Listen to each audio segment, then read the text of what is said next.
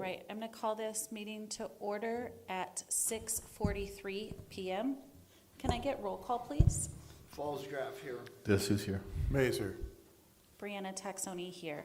Agenda for the special meeting June 30th, 2026. I'll move it in. Can I get a second? I'll second. Any changes? There are no changes to the agenda. Thank you. Discussion? Hearing none, call for question. All those in favor? Fallsgraf, aye. Dulce aye. Mays aye. Brianna Taxoni, aye. To a flag salute. Mrs. Van Ornum, will you lead us in the flag salute? Right hand over the heart. Ready, begin. I pledge allegiance to the flag of the United States of America and to the republic for which it stands, one nation, under God, indivisible, with liberty and justice for all.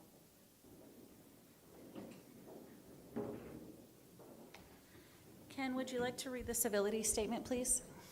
Yes. When conducting the district's business, we will strive to communicate clearly and concisely with respect for the time of others. We will listen objectively, carefully considering the opinions of others, understand the counterproductive effects of disruptive, demeaning, and intimidating behaviors, understand and respect district policies and procedures, and most importantly tonight, we will maintain a respect for the rich history of the district and the efforts of others who have served in the past.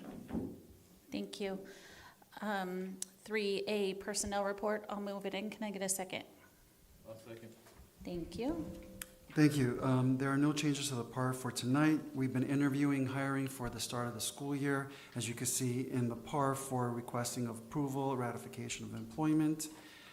So things are moving forward and going well with the hiring process. Thank you.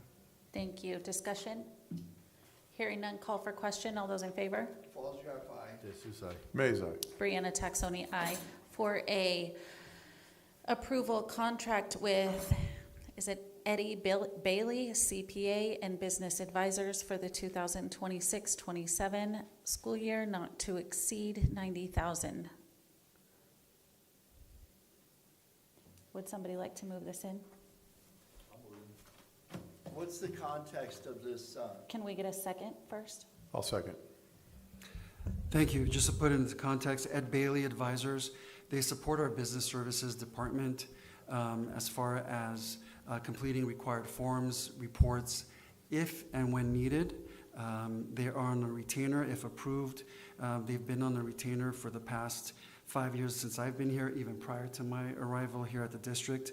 Again, depending on needs, they are utilized. From year to year, it's actually fluctuated depending on the person in the seat of the chief business officer position based on needs and timelines to be met. Not to exceed 90,000. Discussion? I have questions. We just hired for the chief business officer, right? Correct. That's the new title. We just hired for the chief business officer at the last meeting.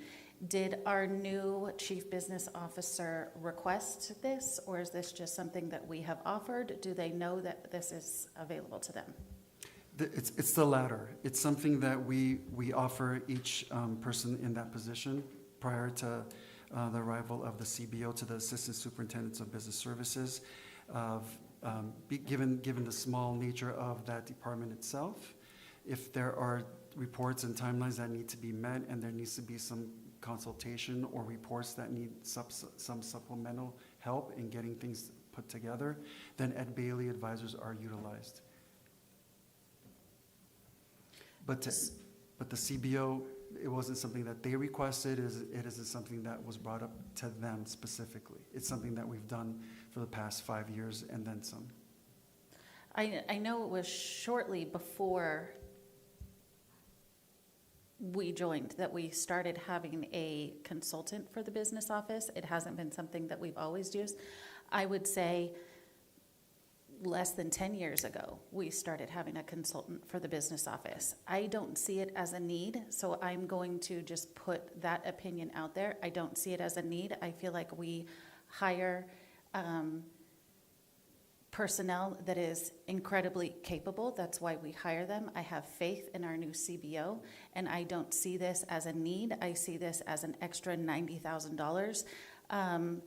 Sometimes when you give somebody a crutch, they're going to use it when they don't need it, and I feel like it's money wasted. That is my opinion. So when I vote, that is why I'm voting the way that I vote. Thank you. If there's any more discussion, hearing none, call for question. Falls, Graf, aye. Jesus, no. Mays, aye. Brianna Taxoni, no. 4B, approval cooperative contracts with Partners in Nutrition, PINCO, on behalf of Acton-Agua Unified School District as an advisory committee member district for the 2026-2027 school year. I'll go ahead and move this in. Can I get a second? I'll second. Thank you. Just to put into context, this is a JPA, Joint Powers Agreement. PINCO is a food services distribution cooperative. We participate in that cooperative year to year so that our food services department here at the district office could receive food for our students. Discussion? Hearing none, call for question. All those in favor? Falls, Graf, aye. Jesus, aye. Mays, aye. Brianna Taxoni, aye. 5A, interview candidates for the Board of Trustee vacant seat, Trustee Area 4. I'll go ahead and move this in. Can I get a second? I'll second. Okay. We do have, welcome, there's 3 of you. Right, 3 in here.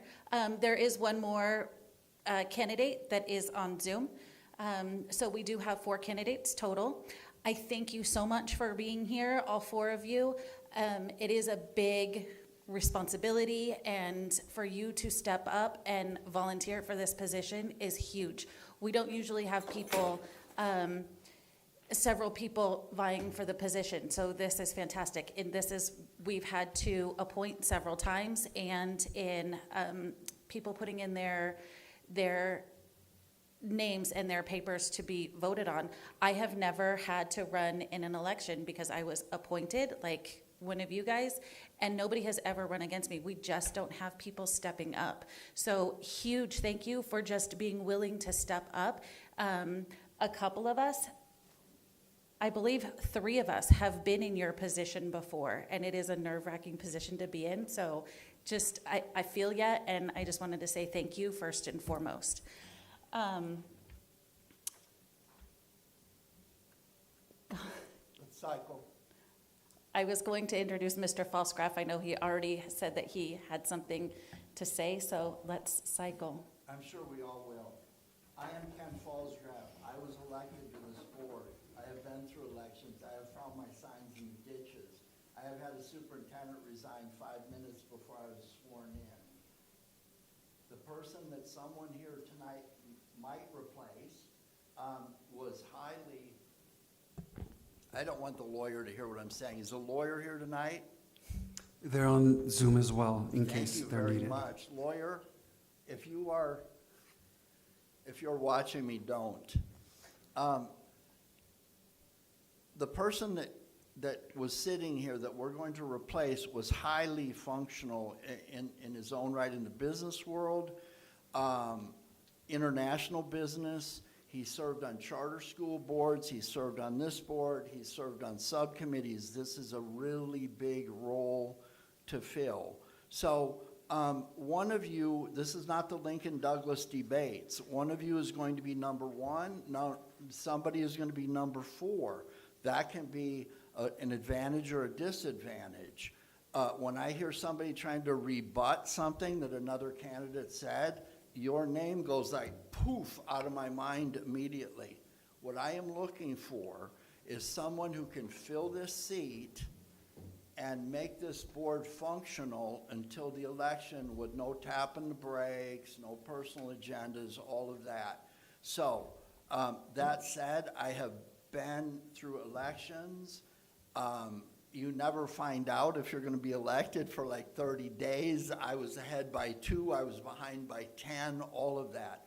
For you to be here tonight is a huge, huge thing, because sometimes, especially what happens back there, I did a series of videos called School Board Insider. Do not find it, do not watch it. But it kind of says, there are times when you will make decisions that you don't want to make, that may be bad for your own individual child. You may question why lawyers do what they do. But the end game here is that we provide equity to every student in this district from top to bottom. So again, thank you for being here. I'm excited to discover who you are and what you have to say. I'd like to introduce George. Thank you so much, like my colleague was saying, for being here and taking that step to be a part of the community. 2 years ago, I was sitting in your shoes, and it's been a very fantastic ride to be able to give back to our community and actually be involved in the process of our children's growing up and learning. Looking at the candidate informations here, you guys are all distinguished. It just amazes me how much background you guys have, and knowing that, I know there's only one seat, and I wish I can put you guys all in here. But in 4 months, hey, the community will decide who sits on this board. So just thank you for coming out and actually participating today. Yeah, thank you all for being here. Like George said, I was running against him out there. He won. The next time I got the seat. So even if you don't get the seat, there still is an election coming. Make sure you guys all put in your nominations to run. That's what we're all here for. And appreciate you all being here. Thank you. Okay, so what I would like to do next, I would like for you all to grab the microphone, introduce yourself first so we know who we're talking to, and then come and see Miss McCauley. She has a little cup, and those are numbers. You're going to pick a number, and that's the order we're going to go in. You are welcome to step outside. You do not have to listen to the other candidates, and you can come back in when it's your turn, or you can stay. Totally up to you. So if the candidates can come on up, and while you're doing that, we'll have our gentleman on Zoom introduce himself. Oh, it looks like you're still muted.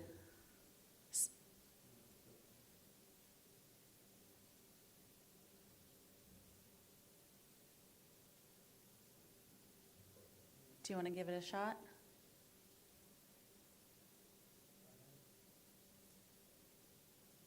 Okay, it looks like you're still muted. While you guys are figuring that out, we'll have you guys introduce yourselves, please. Thank you.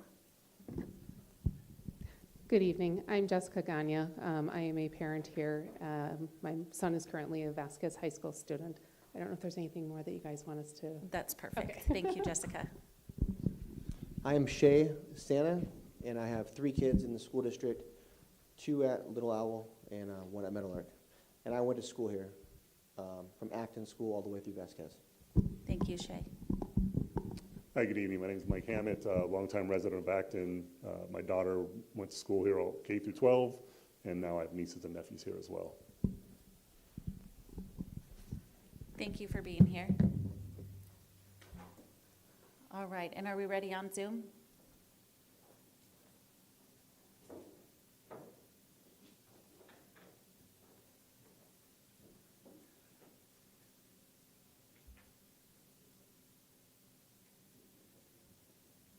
Can you say something, Dan? Oh, he is. We still can't hear him.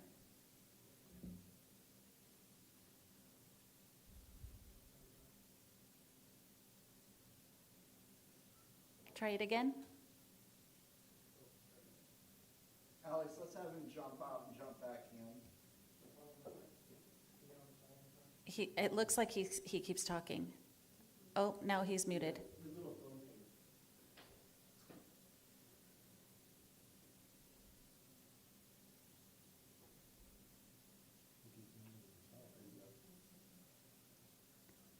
Okay, it looks like you're unmuted on our end.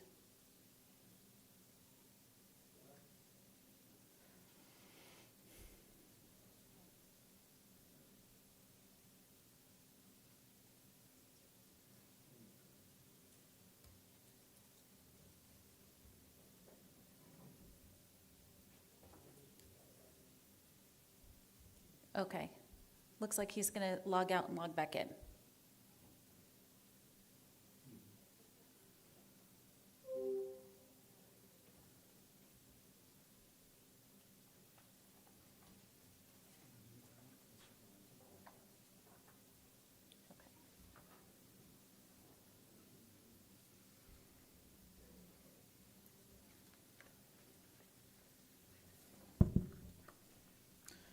My social security check gets here first, let me know. What numbers did you guys pull? Who gets to go first? Ooh, lucky number one. Bingo. Maybe we can, move on. All owning it settled. What number are you? 2 and 4. Okay.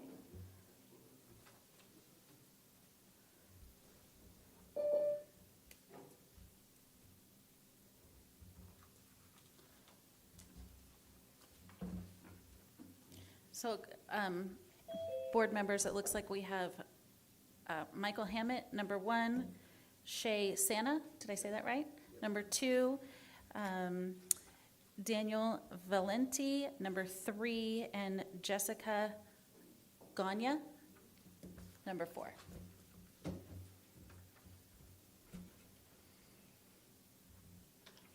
How we doing?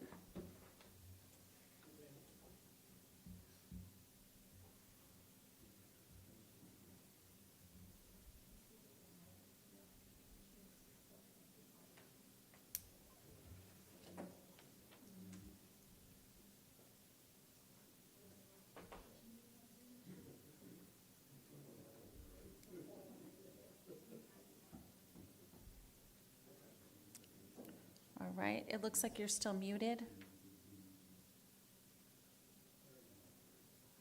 Okay. Woohoo! Okay, we have sound. I didn't hear what you said, though. I was busy hooting and hollering. I'm so sorry. I'm glad it's working, and I appreciate the board being flexible. Just for situational awareness, I am in the United Kingdom right now for work, so it's 3 in the morning, but I wouldn't want to miss it. My name is Dan Valenti. I have 4 kids, and 2 of them right now are attending the school there. I appreciate your commitment and getting up at 3 in the morning.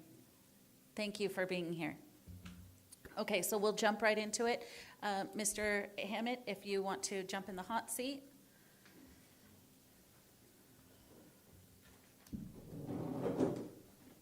Okay, so the way that this is going to work, we will ask you the same questions that you already, completed.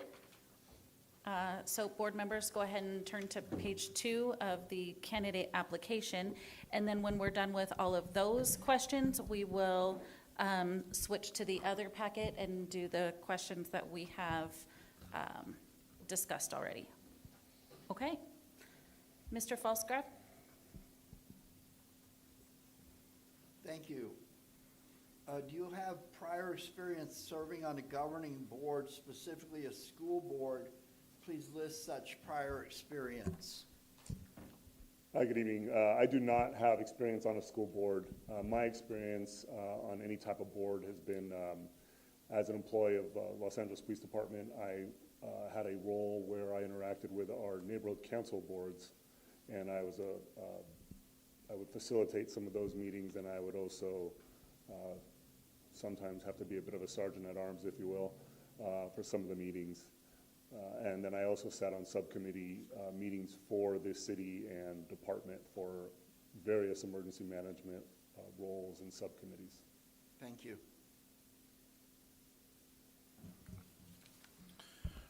Okay, moving on to question number, you getting 2 or?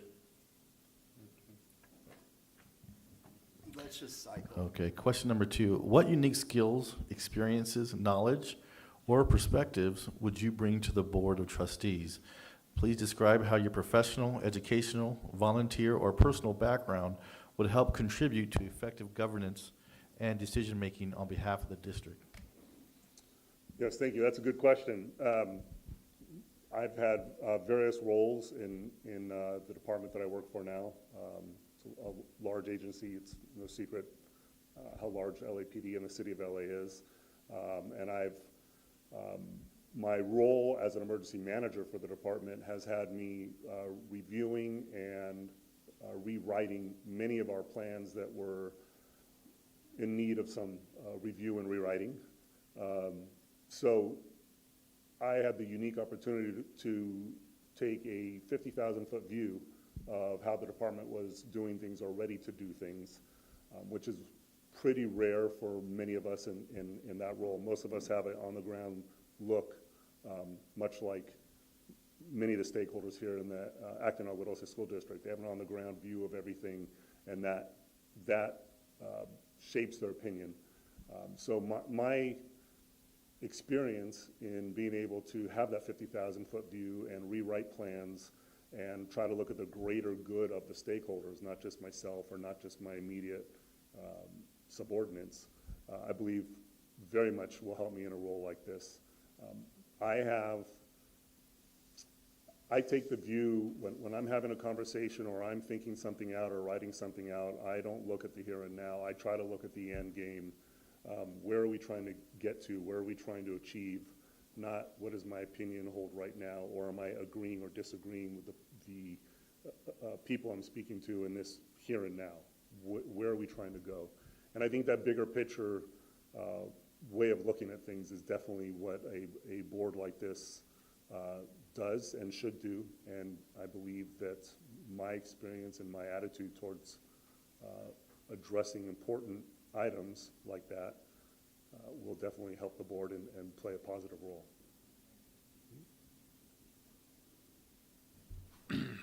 Why do you want to be a school board member?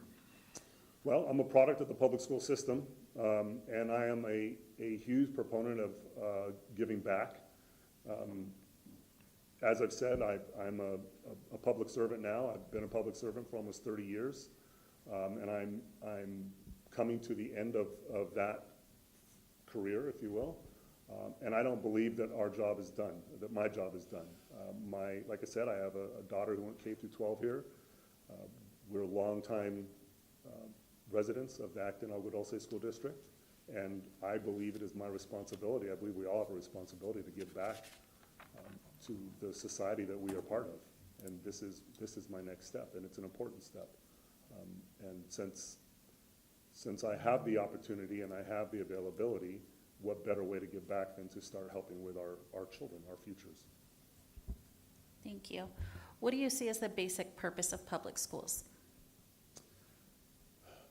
I could speak for a very long time on that, but I won't do that to anybody here. The basic purpose, I believe, is to educate our children while giving them a well-rounded look at society, if you will. Our job in this system is to develop young minds, prepare them for their future, prepare them for their successes and their failures. If we only prepare them for one or the other, we have failed, I believe. So our job in the public school system is to mold them while giving them a general education. Now, fortunately, our district offers some other programs, so we're not just giving them the basic education. We offer the other courses as they get into high school and preparing them for college, which is absolutely fantastic. And then our area has the COC, which is nearby, and there's a great partnership there. So our role is to get them ready for that and for their next step in life.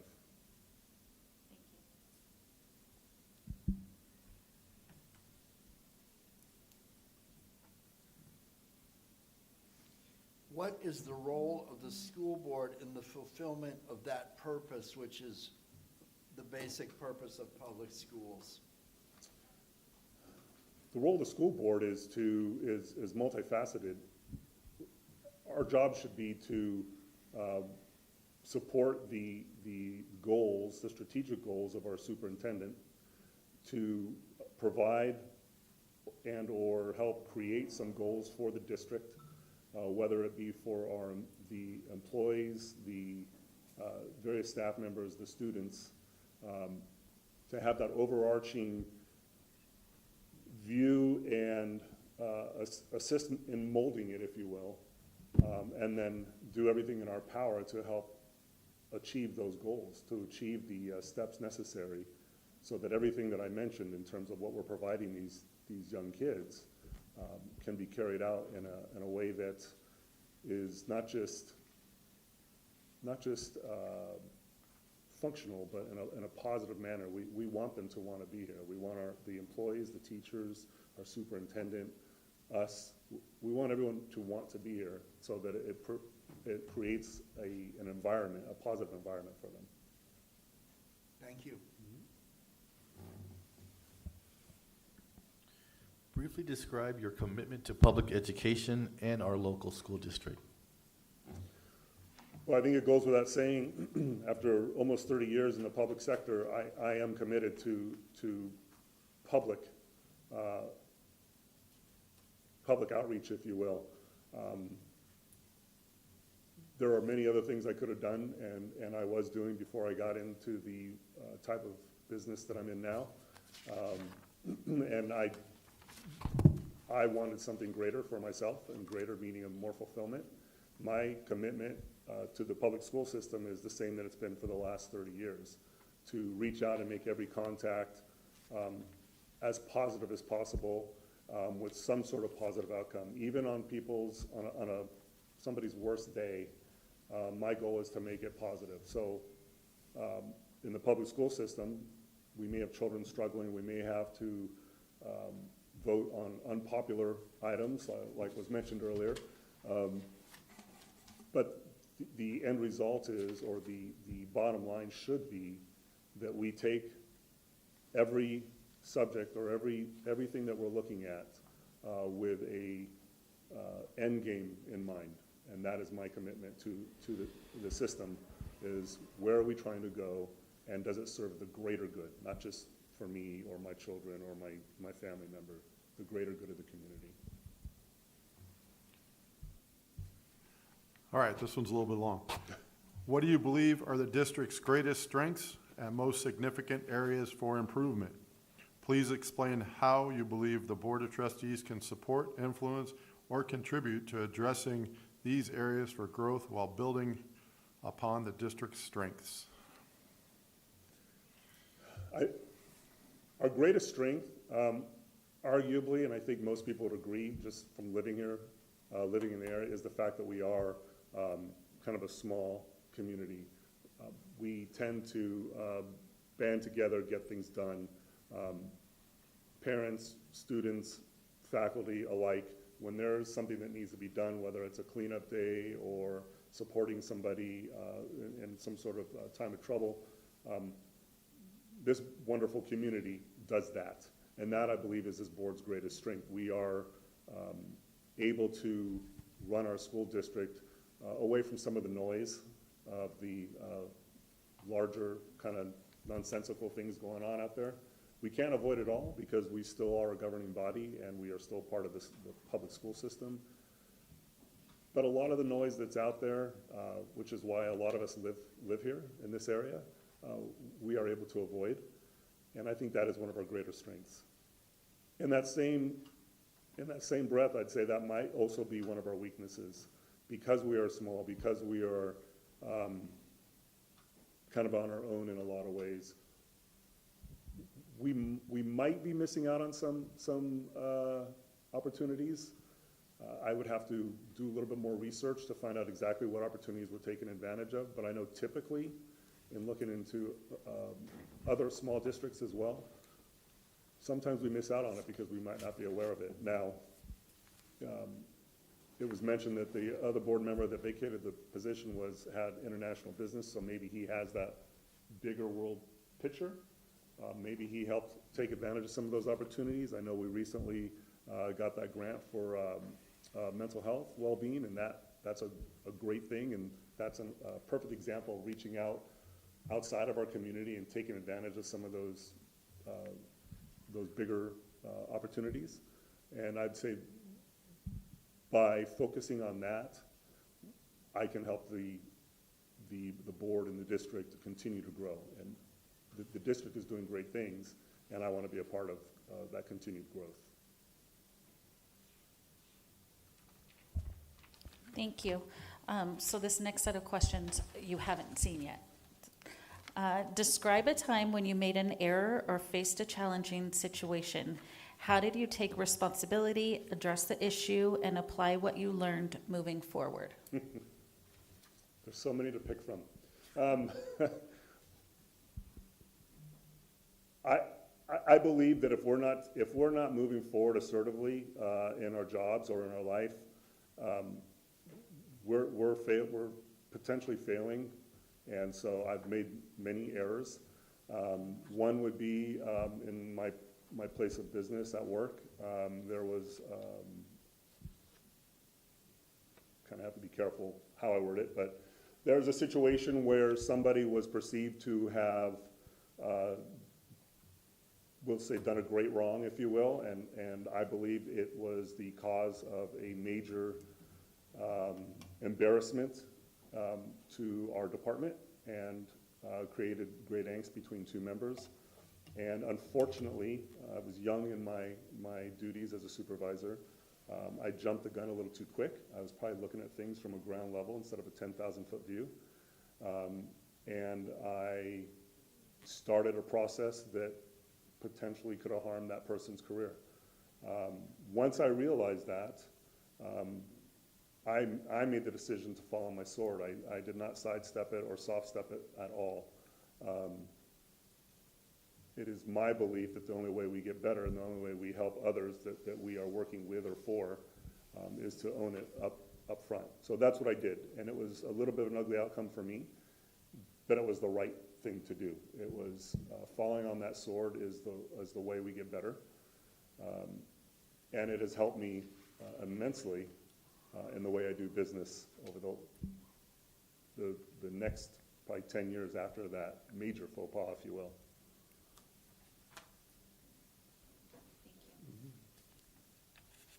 There is a controversial item on the agenda that you do not agree on. How do you handle the situation? Well, there's probably going to be a lot of things I don't agree on, and a lot of things I do agree on. But as I mentioned earlier, I believe that we need to ask what the greater good is. Where are we trying to go with this? It's not unusual, and we see it all over the place, all the noise out there on social media when people take items and talk about what they believe it is right now because they've heard talking points. So that unpopular agenda item that I have to look at, I'm going to take a good hard look at it. I'm not going to rush to it. And I'm going to find out who brought it up, why is it being brought up, where are they trying to go with it, what is the end result, and will it serve on an equitable level all of our students to the greatest possibility. There's always going to be, well, oftentimes there's going to be a situation where we attempt equity and there's going to be someone that feels left out, but the greater good has to be looked at, whether it's something that affects our staff members, our teachers, or our students. We have to look at the greater good, not how I feel about it. It's the greater good of the district. Thank you.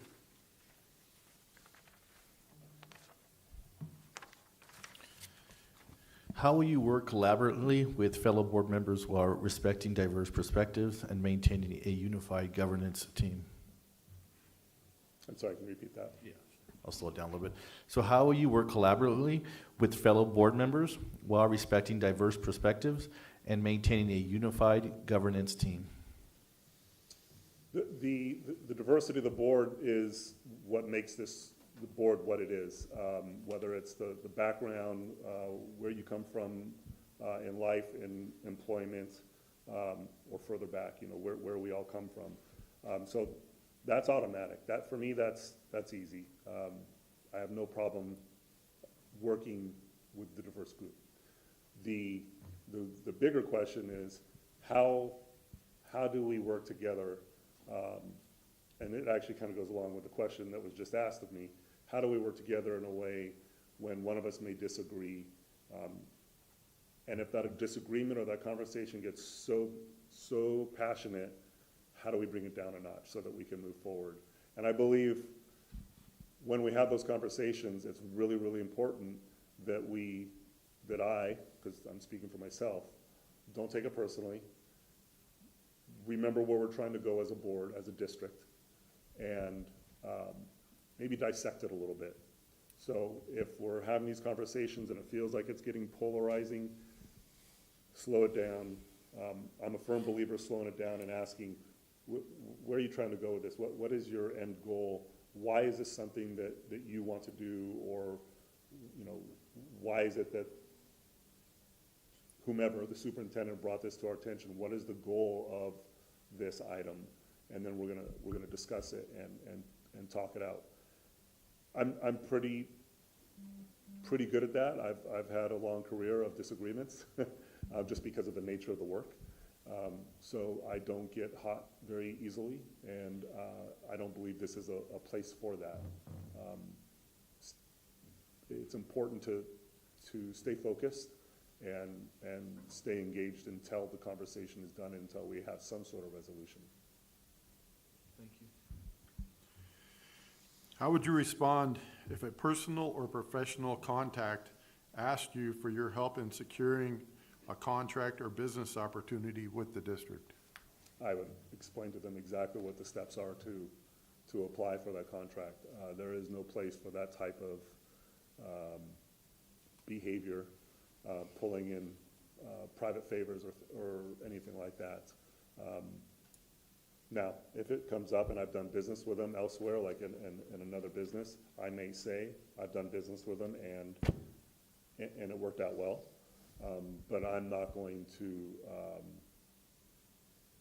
bring in business to the school district that has no business being here. That's not why I'm coming in here. That is counterproductive. Okay, last question. Is there anything else you would like to share that would assist the board in considering your candidacy for this provisional appointment? Yes, I appreciate your time during this special meeting today. I have a passion for reaching out, getting things done. My last 10-ish years, actually closer to 15 years, have been in a position where I reach out and get unique things done, meaning it's not the norm within the department that I've worked in. This is my next natural step.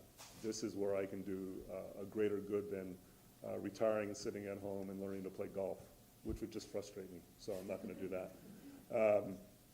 This is my next natural step, to come in here and make a difference for collectively, our next generation.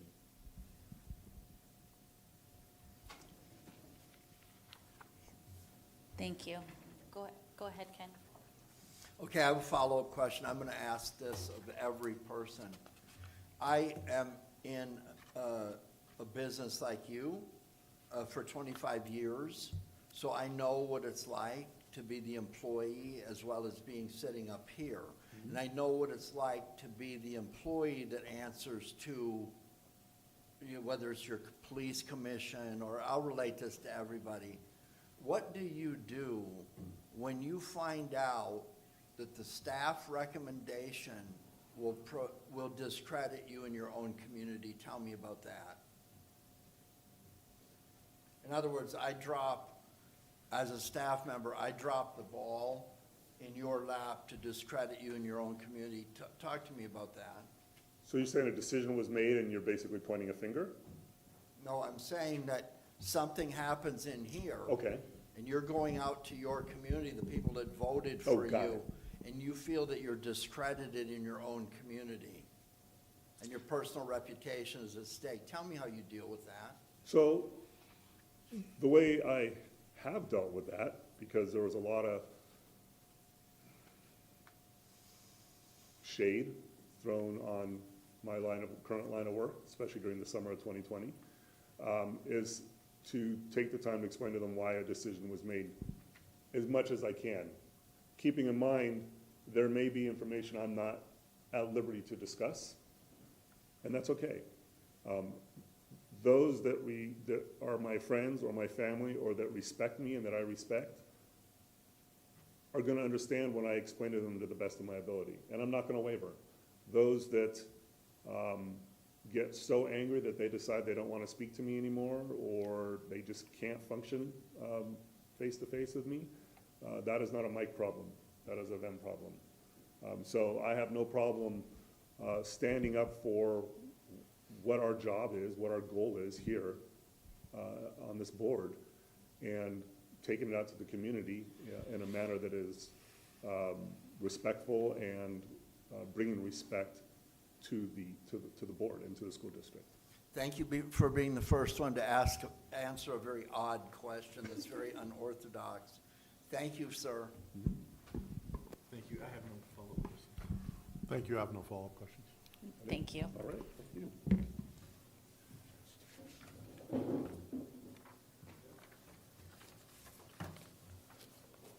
All right, Mr. Santa?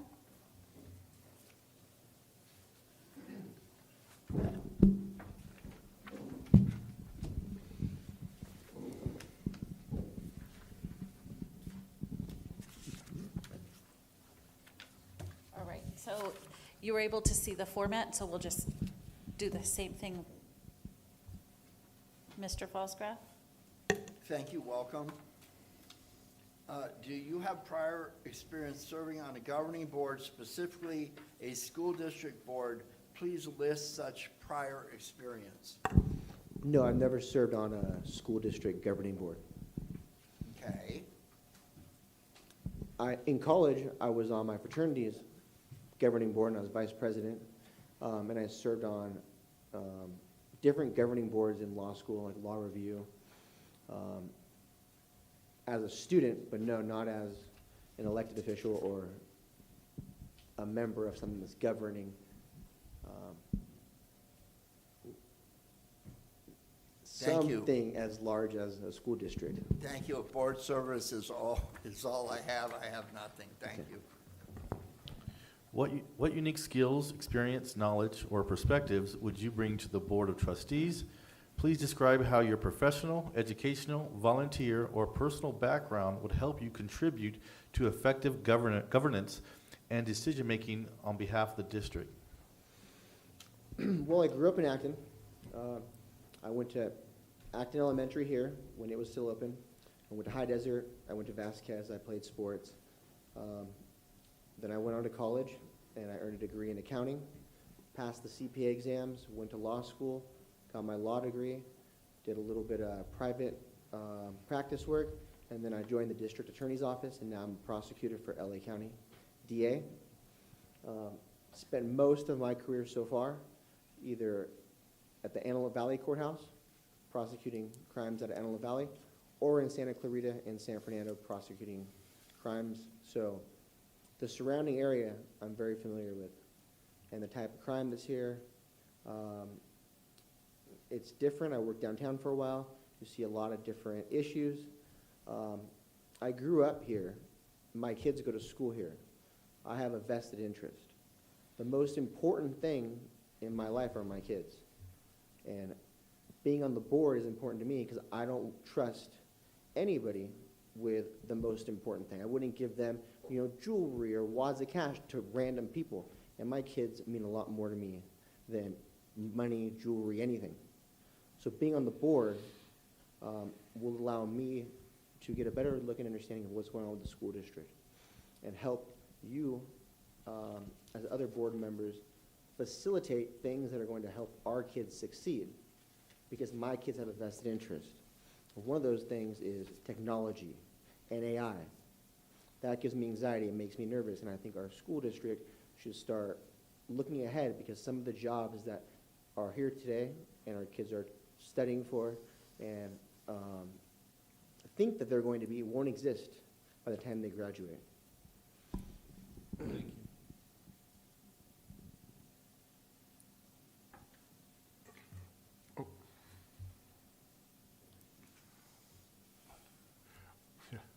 Why do you want to be a school board member? Oh, no. I thought that was this one. You did touch on it, but if there's anything else you would like Right. to add, you kind of jumped ahead and answered our next question without us Right. even asking. So go ahead. I want to make the school district the best it could be. My kids are going to go to school here. They're going to go to school here, so I want each school that they're going to go to to have the best, give them the best opportunities, to give their friends the best opportunities, to give my friends and their children the best opportunities to succeed. Because when my kids succeed, it brings me joy. And when I see my friends' kids succeed, whether it's in Little League or football or Vasquez High School or going to SAF or going off to college, how proud they are, how proud my parents were. And I want to be able to bring that to this community because I don't plan on leaving this community. Thank you. What do you see as the basic purpose of public schools? To educate our kids, to build a community, camaraderie, social skills, and safety. I think one of the things that people worry about the most is the safety of their children when they're at work, when they drop their kids off at school. So I believe that the public school system needs to provide a good education, a great education, the best it can provide, with a view towards the future, like AI and technology, but also building that community.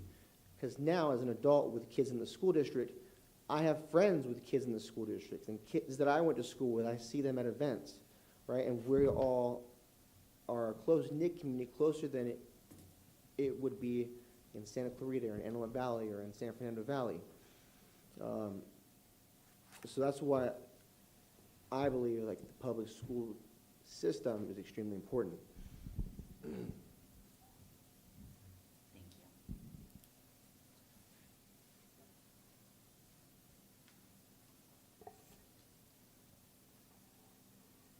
Mr. Falsgrove? What do you see as the basic purpose of public schools? Was that the last question? Yes. Safety, education? We're on the next Community. one. What is the role of the school board? Yeah, that. What is the Let's role- try again. Let's try again. I'll be okay. My dementia doesn't set in till tomorrow. What is the role of the school board in the fulfillment of that purpose? So I believe the role of the school board is a select few members that can get things done. But as a board member, you're working all the way down. So people aren't working up the chain to please the school board members. We're trying to facilitate down the chain to our teachers so that they want to stay with the school, so that parents want to keep the kids in the school, so that they want to have nice facilities. Everybody's proud to be a Vasquez High School student, right? They want to wear their Letterman jackets. They want to walk around. Teachers want to stay because they like being here. So our job is to provide and the technology and the facilities so that parents want to put their kids here, and it's safe. And you get that small town feel, and you actually have like a small town in reality. So the job of the school board is to help facilitate that so that the bottom can bring those concerns up and a few members can get together and actually get things done. Because when you put too many people together, nothing gets done. That's what I think the role of the school board is. Thank you. Briefly describe your commitment to public education in our local school district. I went to public school here in Acton. My kids are going to go to public school here in Acton. After I graduated, I bought my first house in Santa Clarita. As soon as I started having kids, I made the choice to move back to Acton. This is where I want to raise them. They're going to go to school here. They're going to associate and build friendships with the kids that go to school here. So my commitment is 100% into the Acton-Agua Dulce School District, and only the Acton-Agua Dulce School District.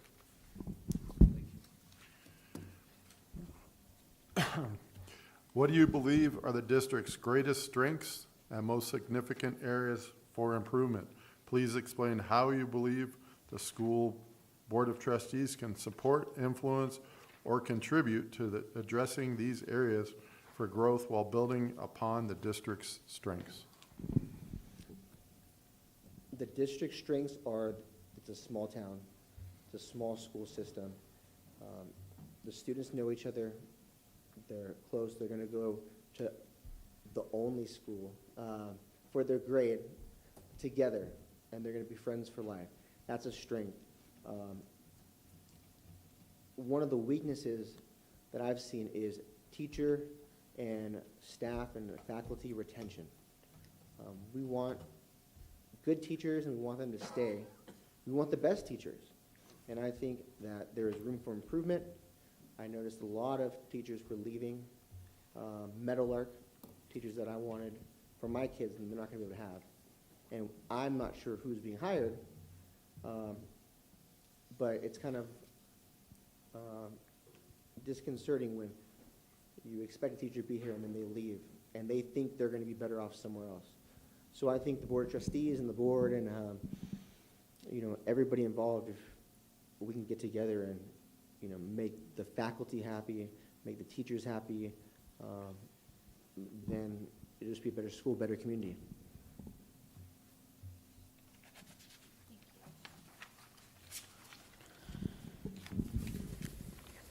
Describe a time when you made an error or faced a challenging situation. How did you take responsibility, address the issue, and apply what you learned moving forward?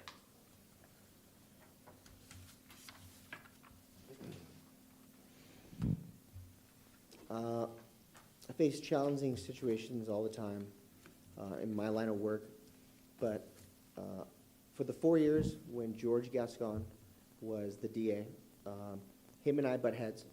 He ordered me to release and sweep under the rug serial child sex offender, and there was a meeting where they pressured me and wanted me to do that. So I told them, yes, okay, I'll go along with it, and they were going to watch me on the cameras. So I put up a PowerPoint slide, one screen, all black, made it look like the TV was off, and then I packed the courtroom, the jury box, because no cameras can ever face the jury, full of media. And I knew I had 70 miles between me and administration, and I had at least 70 minutes to do the right thing. And that's what I did. And then I was suspended for it. And then I faced 4 years of retaliation for it. But I did the right thing, and that child sex offender stayed in custody. I did a press conference as soon as it was over. Nobody wanted to be around me because they knew the hammer was going to drop. But watching that press conference was the Kern County DA, Cindy Zimmer. Somebody in her circle realized that the defendant in my case that I was talking about was a suspect in a cold case murder. Now that individual is sitting in prison in Kern County after being convicted of the murder. So that's how I handled it. Thank you.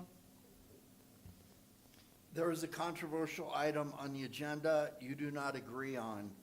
How would you handle this situation? I mean, that just depends. I first start by asking questions. Because a lot of times, the way we name stuff is controversial, but the actual issue isn't. And then speak to the board members, see what's going on in the community, weigh the pros and cons. Is it going to hurt our community and our children? And then starting there, safety first.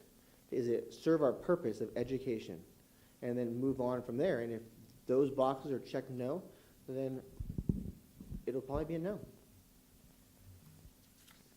And I'm no stranger to controversy or controversial issues. I've been all over the media all the time with the issue with George Gascon. Thank you. Thank you. So how will you work collaboratively with fellow board members while respecting diverse perspectives and maintaining a unified governance team?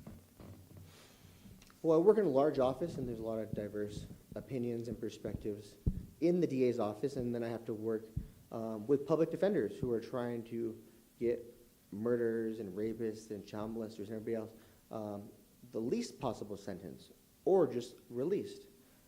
So we have differing opinions, but we get along. We're friendly. You just have to listen to what the other person is saying. At least let them feel that they're being heard. And sometimes it's really just one little sticking point, one little issue. that you can agree on. So first you listen, and then you just try to work it out. I mean, I have 3 young kids. There's no problem that is unsolvable. Yeah. How would you respond if a personal or professional contact asked you for help in securing a contract or business opportunity with the district? I would follow the policy and have them apply or place a bid and do it like everybody else. But if they wanted the contract, I'd say, hey, you know, do what's best for the school. You better give a good deal. Your bid better be a good deal, right? You're not going to get a benefit because we're your friend. Go ahead, bid. I will recuse myself because I have an ethical obligation to do that, just like I do in the DA's office, where I can't accept gifts or have anything to do with any case that involves anybody I know. So I'd recuse myself, but I let my friend know or someone I know that, you know, my kids go to this school, this is my school district, so you better give a good bid, you know, or give a good deal, provide a good service. That's how I handle it. Thank you. Is there anything else you would like to share that would assist the board in considering your candidacy for this provisional appointment? I'm just here to serve. I really, if I'm selected for the board, I'm just here to help facilitate whatever you guys need and the teachers need, the superintendent, the principals need, so that when the school year starts, we're not playing catch up. Basically, I'm here for you guys and for the students and the teachers. And if I'm not selected, there's a better candidate, then good. I want the best people for this position. Thank you. Thank you. Oh, wait, Hang there's, on. so sorry. There is a follow-up. Yeah, now we get to, you have a heightened awareness of the importance of legal sensitivity and how it's reported. I can see that.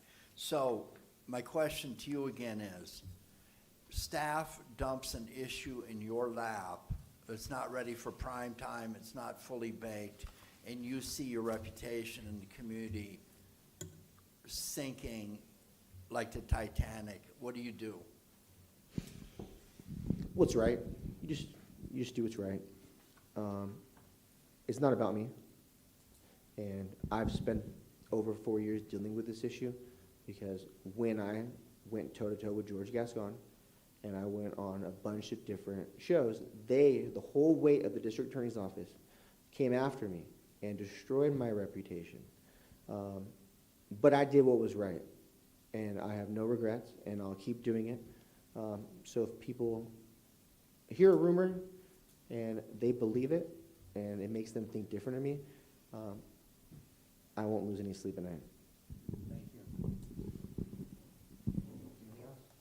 That's it, thank you. I'm taking 2 minutes. Okay. Is the person on the internet the next person? Yes. Can we cue that up, please?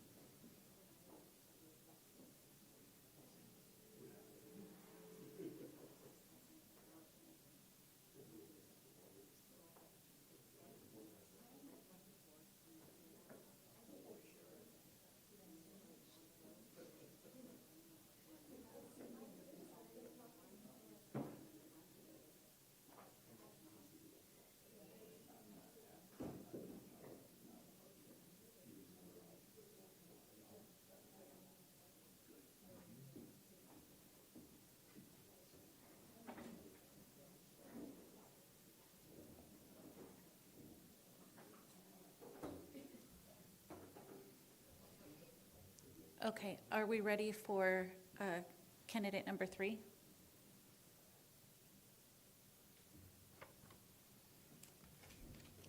All right. Mr. Valenti, am I saying your name right? It looks like you're muted. I'm back. Thank you, that's fantastic, we can hear you. Okay, so same order as the previous 2 candidates, and we'll go ahead and start with Mr. Falsgraf.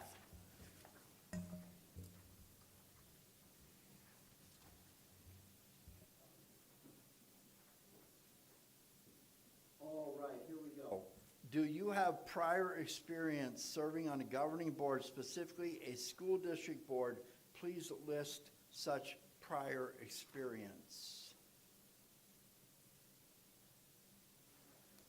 So I do not. I have not served on a school district board before, so it would be a learning opportunity for me to understand specific governance and processes, surrounding our uniqueness in public education.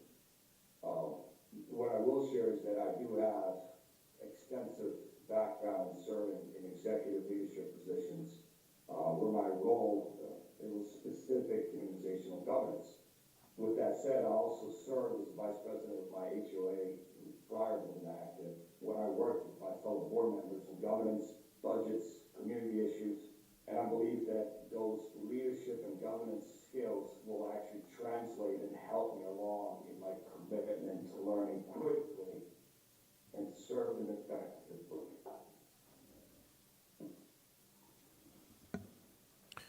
What unique skills, experience, knowledge, or perspectives would you bring to the Board of Trustees? Please describe how your professional, educational, volunteer, or personal background would help contribute to effective governance and decision-making on behalf of the district. Throughout both my careers, one being prior military and then being executive, I have led complex organizations where success clearly depends on multiple factors: strategic planning, financial stewardship, collaboration, and accountability. With it, I've managed large, complex problems and had to work with diverse teams and make decisions that require, at the end of the day, just balancing competing priorities while staying focused on our long-term outcomes. So that is just a daily muscle that we continue to execute. And I believe that those governance skills will translate well into serving as the Board of Trustees. The second portion, as a parent, and most of all as a community member, I also bring the perspective of somebody who just wants every single student getting the opportunity to succeed. I don't want to come in believing that I have all the answers. I do not. I do come in committed to listening to the educators, the parents, the students, the fellow trustees, and actually ask thoughtful questions and making decisions based on facts, transparency, and what's the best interest for the students in our district. Thank you. Why do you want to be a school board member? I thought about this for a period of time. I had multiple answers in this one. I just believe strongly that public schools are one of the most important investments our community can make. I say that because I immigrated to the United States when I was 13 years old. I have fond memories of those teachers taking the time and helped me accelerating my learning so that I could quickly caught up. That lesson, those moments have impacted me throughout my. I want to get back, I hope, and ensuring that our district just continues to provide students with those same opportunities to be successful, but at the same time, I'm not seeking this role to advance any agenda, something that I heard mentioned, that to listen, learn, you can never stop learning. That was one of my first lessons when I first started learning English with my social studies teacher.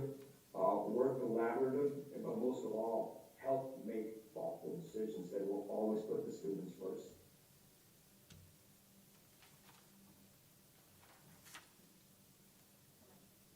What do you see as the basic purpose of public schools? Goes right back to my previous answer, is to provide every single student with the knowledge, skills, and opportunities they need to succeed in life, regardless of their background. That means delivering a strong academic foundation, while also helping students develop critical thinking, character, most of all communication, and just for the fact that what we have encountered, what they have available to them, and how it influences them at an accelerated pace. So public schools play a very important role in preparing the students to become responsible citizens, adults, lifelong learners, becoming, and we heard this a lot, and I'm using it, a productive member of our community. I mean, I look at my children, and all four of them, and I have a gamut from 22-year-old to my youngest, my 4-year-old daughter. And every time I get to see the full spectrum of it, how do you translate that into becoming a productive member of the community and seeing the disparity and the age gap, how things have quickly accelerated on us. Thank you. Okay, so this is a follow-up question to that. What is the role of the school board in the fulfillment of that purpose? It's to establish that vision, right? And this goes back from military, this goes back to an executive, this becomes, circles back to being a trustee, right? Establish the vision and the strategic direction for the district, ensuring that those policies are the right policies, ensuring that those policies are adopted towards the public resources, make sure we have the right hires at the same time, supporting our superintendent. It's also equally important to be the bridge between the community, right, and our district by listening to, not just internal, but the parents, the educators. That's a hard enough job, the taxpayer. So it's not the board's role, that's my interpretation, to manage the day-to-day operations of the school. The responsibility that kind of falls on the staff and the superintendent. This is the opportunity to provide thoughtful oversight and ask good, hard questions, make decisions that keep the students at all times the center of everything that we do. Thank you. Briefly describe your commitment to public education and our local school district. Goes back to, it's the same thread, because I have personally encountered and it's shaping. But my commitment to public education stands for my strong belief that every single child deserves access to a high quality education and the opportunity to reach their full potential. As a parent, a community member, I want to give back by helping ensure that our district remains, one, financially responsible, two, student focused at all times, but at the same time be positioned for the future. Right? I think one of the previous answers is the concerns of how AI and other parallel future opportunities could steer that away. So, Thank you. If appointed, my approach in every single decision would be with integrity and open mind to the commitment of it. So. Thank you. All right, what do you believe? You ready? Sorry. You good to go for the next one? Okay. What do you believe are the district's greatest strength? Okay, sorry. What do you believe are the district's greatest strengths and most significant areas for improvement Please explain how you believe the Board of Trustees can support, influence, or contribute to addressing these areas for growth while building upon the district's strengths. This is a tough question. It's a tough question because we don't want to, I certainly don't want to make any assumptions here, but what I've learned from the district is one of the greatest strengths is the commitment to the students. That is very obvious in strong sense of community, which is a recurring theme from all our responses. At the same time, though, like many other districts, there's always opportunity to strengthen what we do and put together ongoing long-term planning, to ensure that we maintain, and I'll go back to the same thing. The students are in center of it, financial responsibility, the fiscal realities of it, but at the same time, continue to improve our student outcomes while supporting and retaining outstanding support with educators, teachers, and staff.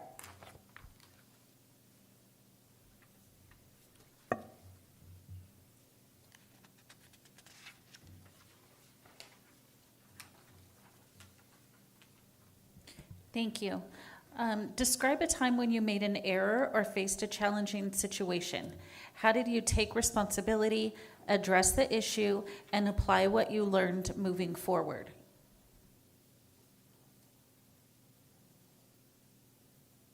I had a little bit of leverage here because I'm the third in this line of questions, so I had the ability to kind of think through this question. One decision that stands out the most right now is leading the closure of one of our operating sites in Salt Lake City, Utah. Looking back at one of the things that I would have done differently was communicated earlier and more frequently with employees. Because I can't go into the reasons, but there's valid business reasons for the decision. But I realized that as we continue to carry through this, the uncertainty that can be just as difficult for people as the decision itself. And I have taken that responsibility. So, what I have to do now is to answer all the difficult questions honestly did it. But at the same time,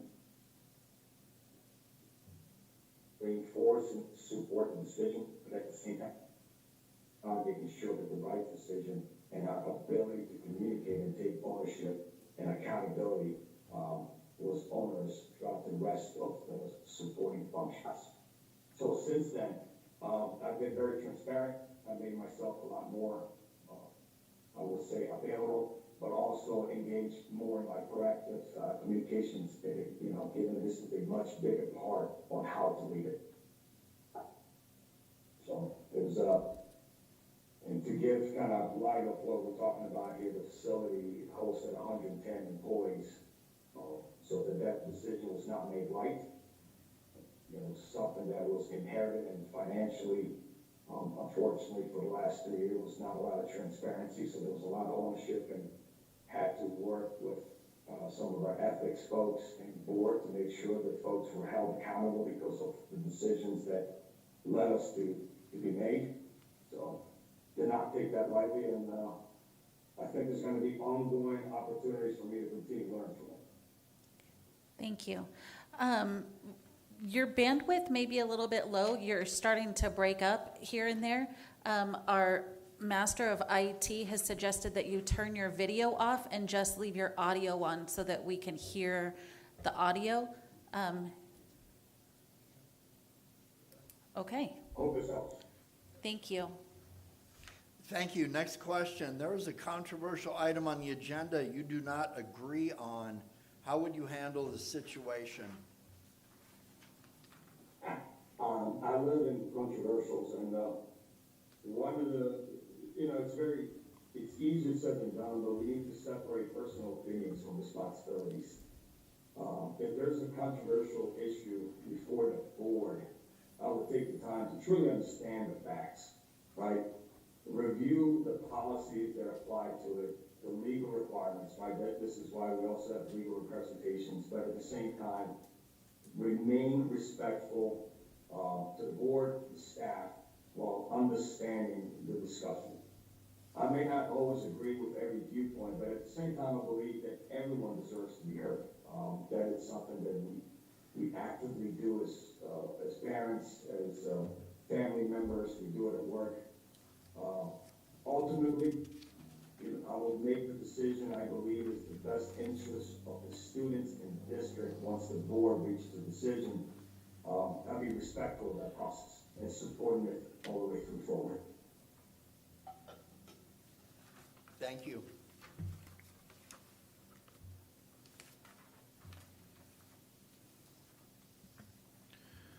How will you work collaboratively with fellow board members while respecting diverse perspectives and maintaining a unified governance team?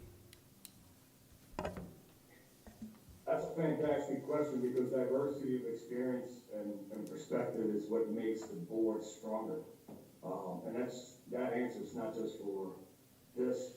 I use the same at work. My approach is always just to listen. Seek to understand the different viewpoints and always treat everyone with the utmost respect, even when we disagree. Healthy debates will always lead to better decision when it's focused on facts. One of the things I learned from one of my mentors is that you cannot move forward without friction, right? So once the board has discussed an issue and reached that decision, it's very important for us to support that decision both professionally, but at the same time, continue to work together to move forward with that viewpoint and decision. Unity, doesn't mean that we will always agree, but it does mean that we're committed to the same mission and treat everyone and each other with respect throughout the process.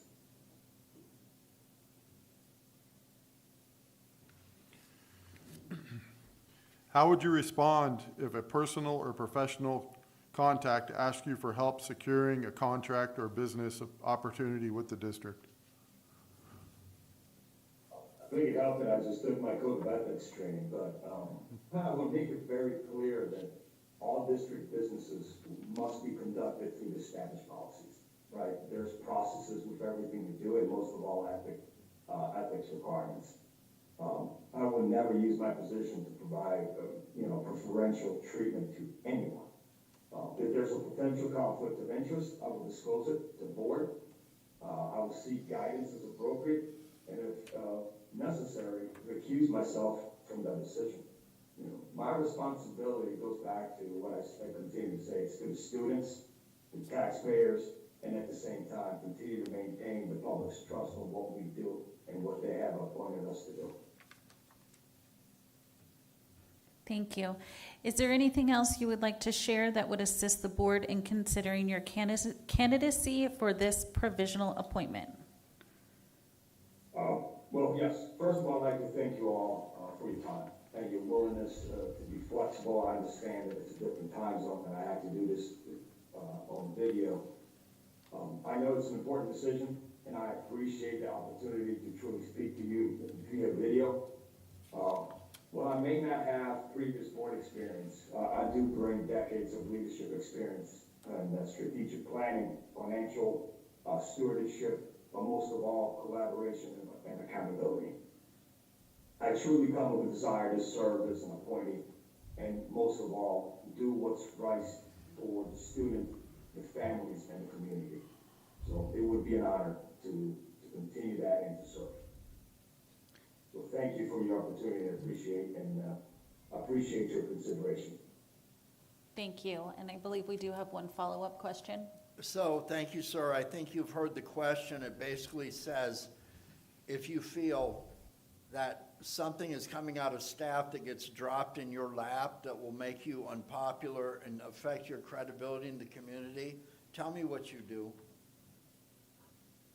I accept that as part of my responsibility and understand that my behavior and my response will be viewed through my children. So my focus is always to conduct myself with the utmost integrity while being transparent in all of my decision-making processes. I do the same thing at home with my wife, my family, and work. Always be respectful of the concerns, but treating everybody professionally. If someone disagrees with the decision or even wants to criticize me personally, the same thing with the current role that I hold, I'll avoid responding emotionally or be defensive. Instead, just continue to focus on the facts. Over time, I believe that through consistency, integrity, and respectful communication and building trust, even when people don't agree with every single decision, we will come to an agreement in the middle. And at the end of the day, the way I conduct myself, my biggest critic will always be my family and my children, and that will always be the scales of my decisions. Thank you very much. Thank you. Thank you.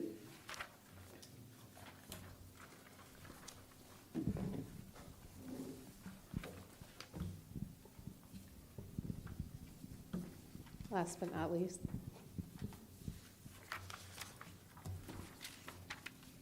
You ready? All right. I am, Ms. Ganya, thank you. First question, do you have any prior experience serving on the governing board, specifically a school district board? Please list such prior experience. Not specifically on a school board. However, in my position as a chief nurse at one of the hospitals over in Apple Valley, I do serve on our community hospital board. It is a fiduciary board, so there is decision-making, budget responsibilities, quality metrics, physician oversight, things like that. Thank you. What unique skills, experiences, knowledge, or perspectives would you bring to the Board of Trustees? Please describe how your professional, educational, volunteer, or personal background would help contribute to effective governance and decision-making on behalf of the district. So one of the things that I believe firmly is that you really have to seek to understand. So since the time my kids went to school, I actually volunteered in the school. And so I think it gives you a very different perspective as a parent. It's one thing to be sitting at home while your kid's at school and you get the reports from the teachers or you have the meetings with the teachers. But I spent a great deal of time actually volunteering in the classroom since the time my kids were in preschool. I'm originally from Wisconsin, so I actually moved to California in 2019, moved to Acton in 2020. My son was actually a student in a different school that didn't work out well, and so I brought him to High Desert. Because of the experience I had at the other school, when I brought him to High Desert, I wanted to make sure that I understood what was going on with my child and the school, so I immediately volunteered. And so I took opportunities to get to learn and meet the principal, the teachers, but more importantly, the students. Who are my kids going to be around, and really being a part of what's actually going on in the school. Currently, my son is in high school. He's going to be a senior. And now I've participated in the sports side of things. My son plays football, so I've taken an active role in volunteering to be a part of the Booster Club, as well as whatever I can do to help volunteer for the sports. It's really given me an insight onto different aspects of the school, and the school district as a whole, but more importantly, the community. I'm a chief nurse, so obviously executive experience. I've been a leader since, I was 3 years into my nursing career, so I've been in leadership for about 15 years. And so obviously that brings a different perspective for experience as to what I could offer to the school board. Thank you.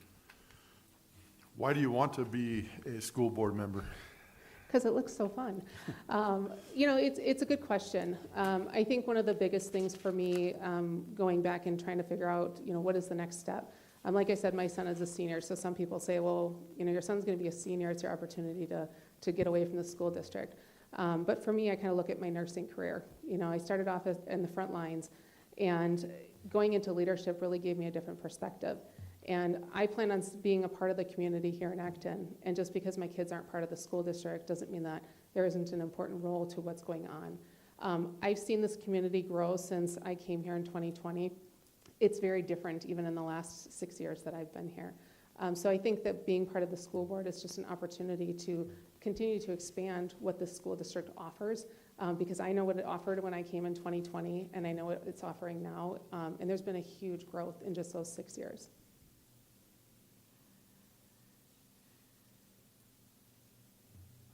Sorry, I was congratulating Dr. Sahakian on that comment. Yes, you can. What do you see as the basic purpose of public schools?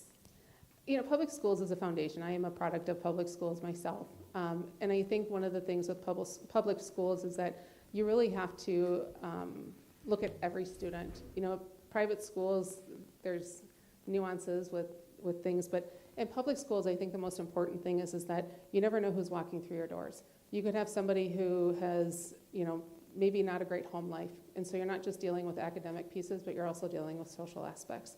So it's not just the student as an academic component, it's actually looking at the student as a whole person. I have 4 boys, and my oldest 2 are my academics, right? They were super easy, I never had to pay attention to a thing. My younger 2, not so much. My youngest student does struggle sometimes, and so really understanding each student's individual needs, both at home as well as in the school. Thank you. What is the role of the school board in the fulfillment of that purpose? I think the first thing is really developing a vision. You know, what is the vision of the school district and what is the direction that the school district wants to go? Once you establish those things, then it's really aligning, you know, what are the priorities? You know, seeking opportunities that maybe are outside of the box. What are grant opportunities? What are different programs that are out there that can help support what the priorities and the vision of the school district is? Holding accountability, the policies, all of those things fall into that as well. Thank you. Briefly describe your commitment to public education and our local school district. I think I touched a little bit on it. I definitely, like I said, the commitment to the public school as a parent is really getting involved. But even taking a step further is what can I do to help pull the community? One of the things that we did last year was we did a pep rally for the football team. And the thing that we took away from it was, wow, you know, there was great parental involvement, but where's the community? And how can we get the community involved? And so I think the really, you know, the important piece of expanding past just me, but how can I also reach out to others to participate? Thank you. What do you believe are the district's greatest strengths and most significant areas for improvement? Please explain how you believe the Board of Trustees can support, influence, or contribute to addressing these areas for growth while building upon the district's strengths. I think one of the biggest strengths, the obvious one is the community. You know, being part of a small-knit community, you have people that have been here for decades. You know, there's legacy here with the community. And one of the other strengths is you also have a lot of new people coming in. What I saw when COVID hit was people went from the Santa Clarita or, you know, the neighboring suburbs, and they suddenly wanted to come to a more rural area. So how do you integrate that mindset with the rural mindset of Acton? And that's where I think there's an opportunity as well. When I first came to the school district, I actually met with Dr. Sahakian, and that was one of the questions one of the conversations we had was, you know, athletics. I am a sports person. I had brothers. I lived my entire life on some kind of field. And how do we attract people coming into the school district, you know, through the different programs, whether it's athletics? I actually carry great pride because I work in Apple Valley, which is another small town, similar, a little bit population-wise bigger, but similar layout. When I talk about Acton, it's surprising to me how people actually know who we are, and it's so prideful for me. In fact, we just got some football merchandise, and the guy who was doing the design, I said, oh, you know, we're a small school. He goes, oh, I know you guys. I play you in baseball. He goes, you guys have a really good team. And it was like, wow, that's so cool that, you know, here, how many miles away, 60, 70 miles away, they know our little school in Acton. So I think of us as small but mighty. The other piece that makes it challenging for us is because of being a small school, how do you attract or how do you approach academics? So we have some people who are extremely high learners, high honors, in the same classroom that's with students that may struggle. And I think one of the opportunities is really how do you bridge that gap, because I think it's a huge struggle for teachers, not just the students.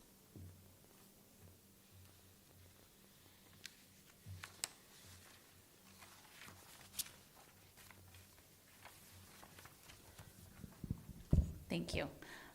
Describe a time when you made an error or faced a challenging situation. How did you take responsibility, address the issue, and apply what you learned moving forward? I think one of the biggest challenges that I faced in my career is moving from Wisconsin to California. I came here without a support system. I moved here with just me and my 2 kids as a single mom. In Wisconsin, communication culture is very different. I was not involved in a union environment in the hospital. Unions weren't a very big thing. And so I had to learn how to navigate through a union environment in the hospital that I was working at the time. The union was very, very strong, and I've learned that they, I think, make an art out of learning how to push your buttons. But one of the biggest challenges I had was really with communication. And, you know, I come into things because I like to be very straightforward and transparent. But I learned that people can take that and twist it and turn something that you think is a positive into a negative. And it's real easy to say, well, that's not my issue, it's your issue. And one of the things I had to do was actually take a step back and say, this isn't going away. The union's not going anywhere. So how can I build bridges instead of creating contention, because I feel like I need to be straightforward and direct in my communication. I had to do a complete change in how I approached situations and how I communicated with my caregivers as well as with the union. And the nice thing is that it's carried from different hospitals that I've been to since I've been here. And now I will say I actually have really positive relationships with the union, because you learn that it's their role to kind of be challenging, but your role is to build bridges. Thank you. There is a controversial item on the agenda, and you do not agree on, that you do not agree on. How would you handle the situation? I think self-awareness is a really critical piece. And going back to what is the vision and what is the goal, making sure that whatever the decision or the discussion about the issue aligns with that versus what my personal beliefs are. I agree with, I think other candidates said it, so I don't want to repeat, but, you know, separating personal versus, you know, what's best interest for the school district is really critical. Thank you. How will you work together with fellow board members while respecting diverse perspectives and maintaining a unified governance team? I think the biggest thing is seeking to understand. Each one of us carries different history, different expertise. First of all, respecting what people bring to the table. I think the biggest way is understanding and getting to know the school board members. What is their background? What is their experience? Because if somebody has, you know, 20 years of experience in a certain subject and I have none, you know, maybe it's an opportunity for me to take a step back and learn from that person. I also believe that you should disagree behind doors, but when you walk out of those doors, you have to be a united front.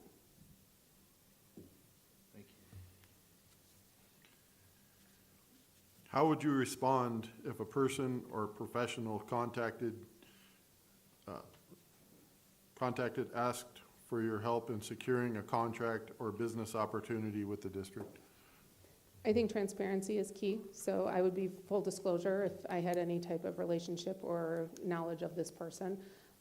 Obviously making sure that they follow the policies or whatever protocols there are for contracts or vendors that are seeking to have relationship with the school district.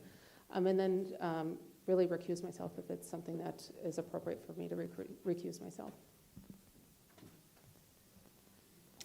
Thank you. Is there anything else you would like to share that would assist the board in considering your candidacy for this provisional appointment?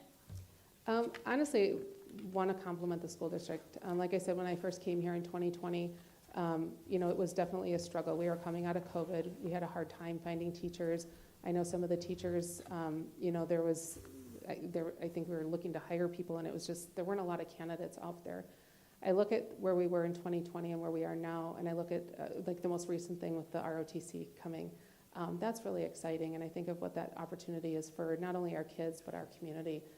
So I just want to be a part of continuing that legacy and continuing to grow the school district in the right direction.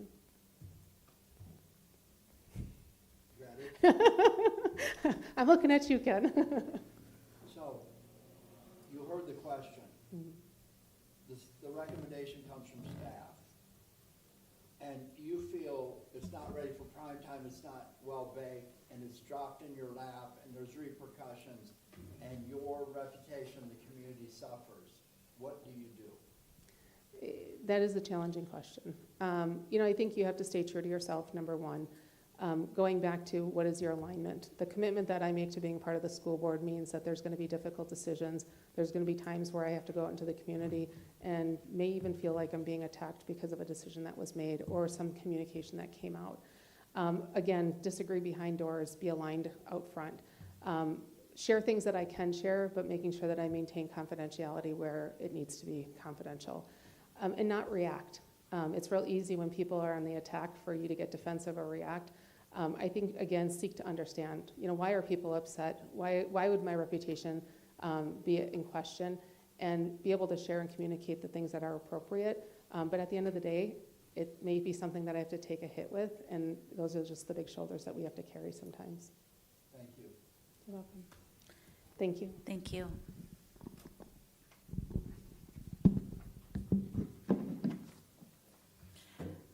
Okay, board members, what I would like to do now is have you, without us discussing anything, without us breaking, I would like for each one of you to, for yourself, rate each candidate from 1 to 4, 1 being the candidate that you would like to see put in the position first. After this, I would like to go down the row and state our number 1. I don't want to state 1 through 4. I don't want anybody to feel bad. I don't want to hurt feelings. I think we have 4 great candidates. So I would like to just state our number 1. If we are aligned on our number 1, then we will make a motion to appoint the number 1 that we're aligned on. If we are not, then we will have to state, I had a suggestion from Mr. Falsgraf to state the 1 through 4 and how each person would get points. I'm going to say kind of like a GPA, so each person would get points. If they're your number 1, then they'll get 1 point. If they're your number 4, they will get 4 points, and the person with the least amount of points will be our collective number 1. So what I would like to do now is take a minute to rank our candidates 1 through 4 by yourselves.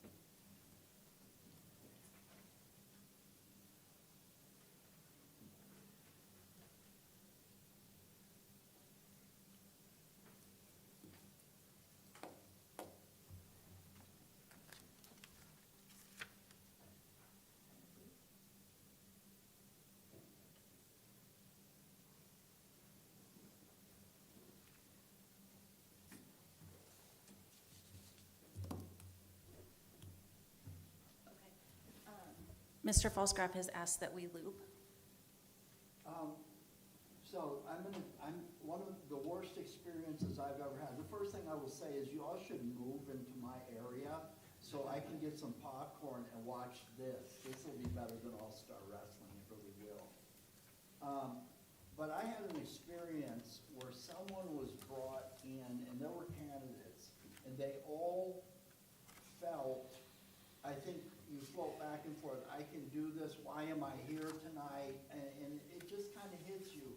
And this particular experience took on what I found to be cattle judging at the Antelope Valley Fair. It was disgusting. Everyone was, it was just like rating people, and it was weird. It was very weird. So my preferred methodology is to list people and do the score, okay? I know what we all are. I know what I am not. I know what my specialty is. I would like to say that in my world, I have the job that everyone else wants. I know what I can advocate for. I know what my weaknesses are. I'm not miscongeniality. The board president is very good with the community. This person is a police officer. This person builds LEED certifiable buildings in the greater Los Angeles area. I know what we are collectively. I'm looking to add to the board. I would suggest if any of you have comments, make them now before we start our voting. I just want to thank everybody for participating. There's so much experience here, so much collective leadership experience and strategic planning, you name it. And I do wish we didn't go to this trustee area and it was just available for, like we did before, the entire Acton, because you guys would all be beneficial to the board. It's a really hard decision to make because everybody is just excellent in what they do. But thank you, and again, in 4 months, the elections are gonna happen, so I do encourage everybody to apply, to submit their candidacy for the election, so the community gets to really determine who they want sitting up here. So I encourage you, again, all to apply for that, and that's all I have to say. Yeah, again, thank you all for being here. You all are great. And it is a hard decision. But again, the election's in a few months, so put your candidacy out. If you don't make it, if you do make it, put your candidacy out. But we definitely could use all of you. And like you said, the trustee area kind of blew everything up, but it is what it is. So here we are. Yeah, so just so we're clear, whoever is appointed in this position does still have to run at the next election. So this is not, we're not appointing you now for the next 4 years. You do have to submit your paperwork and run in the November election. So when we say that everybody should submit their papers, by all means, absolutely, let's do that. I really hate this part, so I'm shaking and I'm sick to my stomach. So all of you guys are absolutely fantastic. So I just again want to thank you for being here and even submitting your application. That takes a lot. So my utmost respect to each and every one of you. Thank you very much. So I will be available for questions, beatings. The DA is here, so hopefully it goes well. Is it time for a vote? Yeah, I would like to go down the row and state who our number one person is. And if we have a collective number one, we will motion for that person to be appointed. Ready? Yes. Ganya.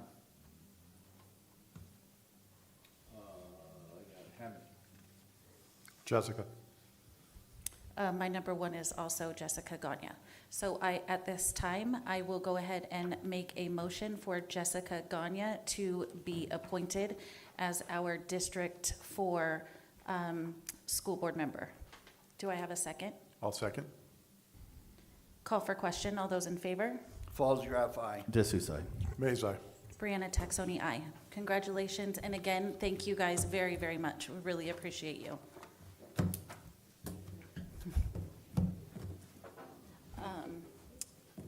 We can give, I guess I have to close out this meeting. Hold on, we're not done yet. I was ready to go home, call it a day. Item 6, public comments, recognition, and reports. There are no public comments for this evening. Thank you. Thank you. 7, calendar. Our next regular board meeting and oath of office will be on August 13th, 2026. We do have the month of July dark. Following that, second regular school board meeting, August 27th, 2026. I motion to adjourn the meeting at 8:29 p.m. Can I get a second? I'll second. Who second? George did. All in favor? Sorry, Falls Graph, aye. Dulce, aye. Mays, aye. Brianna Taxoni, aye.